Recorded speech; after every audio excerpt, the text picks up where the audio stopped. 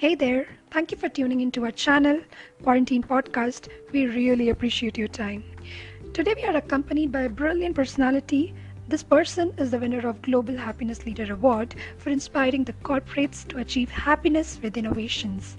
He has also been awarded with Friends of Africa Award for creating social impact. He's also authored the Book of Reflections. This genius believes in making use of our inner operating systems and has collaborated and mentored several institutions such as Indian Junior Hockey Team, Indian Army, and even Pro Kabaddi Team. He likes to call himself as business transformation strategist as well as motivational speaker. We now take pride in introducing our first guest to you, Dr. Arun Bhardwaj. Thank you very much, Priya and Priyanshu. Thanks for having me on your podcast, Part-1. It's a pleasure to be speaking to both of you and through you to many youth who will be listening to this podcast. So it's a pleasure to be here. Thank you so much, sir. So I'd like to begin by asking you about what your profession is, what you exactly do, so that our audience can have a sound understanding before the podcast begins. So would you please do that first? Okay, sure, Priyanshu. And I hope both of you will give me leverage of coming out with some of the concepts that are not probably mainstream, but I would like to share. First question asked is, what is your profession? So I want to change that. I think we should start asking, what is your passion and what is your purpose in life? Because I think that's what is more important than having a profession. And profession should be just an enabler of your passion and purpose in life, right? So I also want to invite those of folks who are entrepreneurs or any corporate folks listening in to this podcast, that when we ask people about their background or their professional background, we should also start asking on purpose now. So my life also revolves around purpose. If you are asking about my professional degrees, then let me start with that. I'm an electronics engineer, work with corporates primarily in telecom and IT domain for almost 20 plus years. I worked in India, I worked in South Korea, I worked in South Korea for 4 years, I worked in the US for 10 years or so. Then I was in various other Asian countries starting new businesses for companies that I was working for. So this continued until 2016. And from engineer, I became more into business, product marketing, etc. I did my MBA in the US. But then the passion was something different. Passion was, how can I make difference in life of others? And through that, my own life as well. I started a company called Happiness Technology. And the purpose is identifying best in myself and helping others identify best in others, in themselves. That is tremendously happy and exciting point, sir. Thank you so much for sharing the insight. So now I'd like to ask about engineering happiness. So when I heard about this term initially, so this was not very intuitive. Like engineering and happiness, they do not usually come together. So what is this? Yeah, right, sir. Can you please explain how to be engineer happiness? Sure.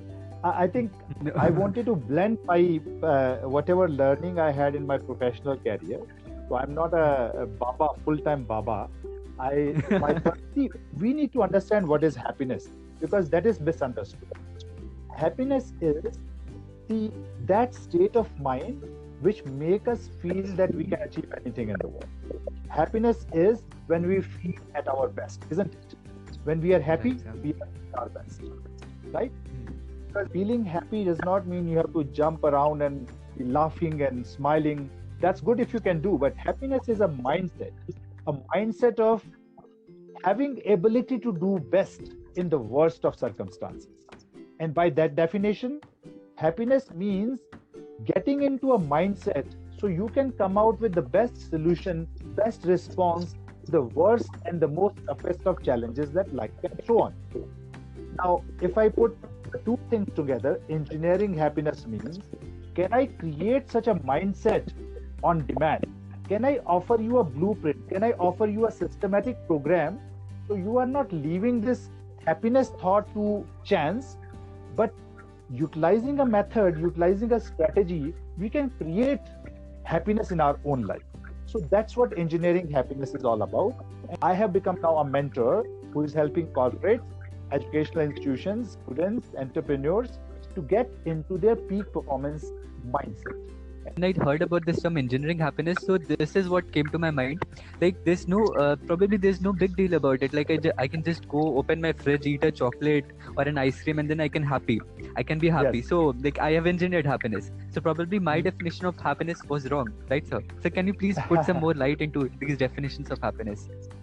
Beautiful question, Priyanshu. Especially all my young friends, I want you to hear this next thought very carefully. There is a difference between pleasure and happiness. And this is very important to understand and put our podcast in right context. Pleasure is what you just described.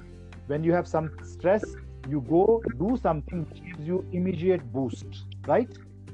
But challenge is that whether you are using chocolate to take care of that craving, or some people unfortunately choose drugs and alcohol for that craving, the Right. effect, positive effect or soothing effect that we believe, it remains only for a short duration, half an hour, 1 hour.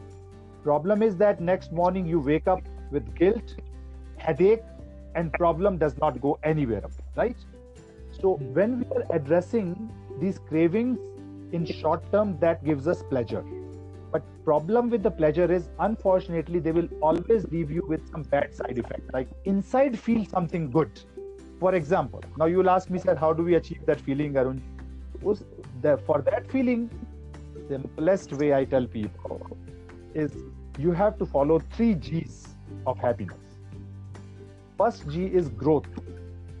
When we feel that I'm learning, I'm becoming better than yesterday, tomorrow I can plan to be better than today. As human beings, as long as we are growing, we feel happy. Growth always brings happiness. Our own growth, or if we are becoming part of somebody else's growth, right?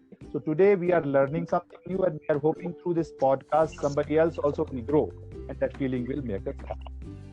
Right. Second part is gratitude. When we start looking at how grateful we should be for our life, now you will say, sir, these days we are stuck inside. How can we be grateful? You have a safe house. And similarly, we should not be miser about expressing our gratitude to people who have done some significant thing to our life. So whenever we express gratitude, it makes the person we feel gratitude towards happy, that we are acknowledging their help. It also makes us feel happy. And we also feel that our life is nothing to complain about. So growth, gratitude. And third thing is giving. If you want to ask me one simple thing you can do to feel long-term happiness, it is about gifting something, even your time or your whatever you can, without expecting anything back. And there are too many people who are not as privileged as those of us who are listening to this podcast. If we do something selflessly to them, we are going to feel happy. So 3 G's of happiness: growth, gratitude, and giving. If you follow these 3, you are going to experience that feeling what I'm calling happiness, which is in contrast to pleasure. Pleasure is short term.